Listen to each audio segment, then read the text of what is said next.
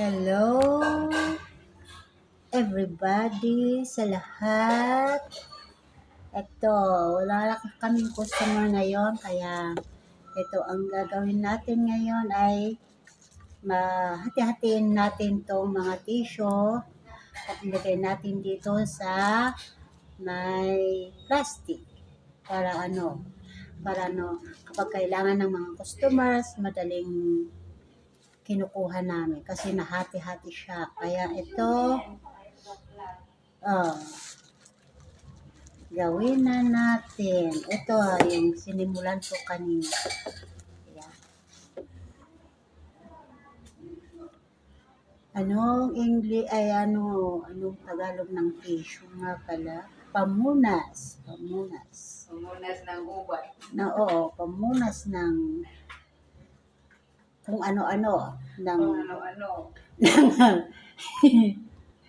ng syempre sa bunganga, sa ilong, o sa mukha, o kaya sa puwet, kahit ano.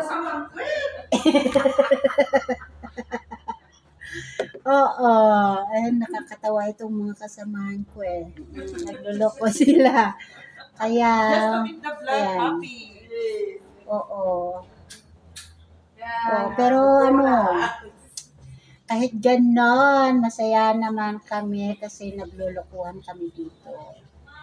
Oo. Mahingi garon ng punas at punta ako ng CR. Oo, ayan.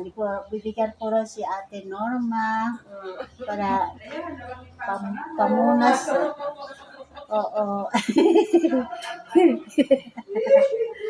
Pamunas ng kanyang kung ano-ano. Ano yon? Alam mo na kung ano yung pupunasan niya. Kaya, oo, ito ang ginagawa namin kapag meron kaming vacant time o kaya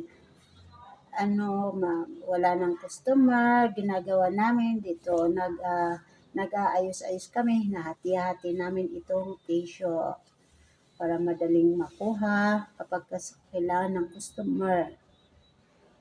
Kaya ayun, huwag magsawang suporta sa akin, huwag magsasawa para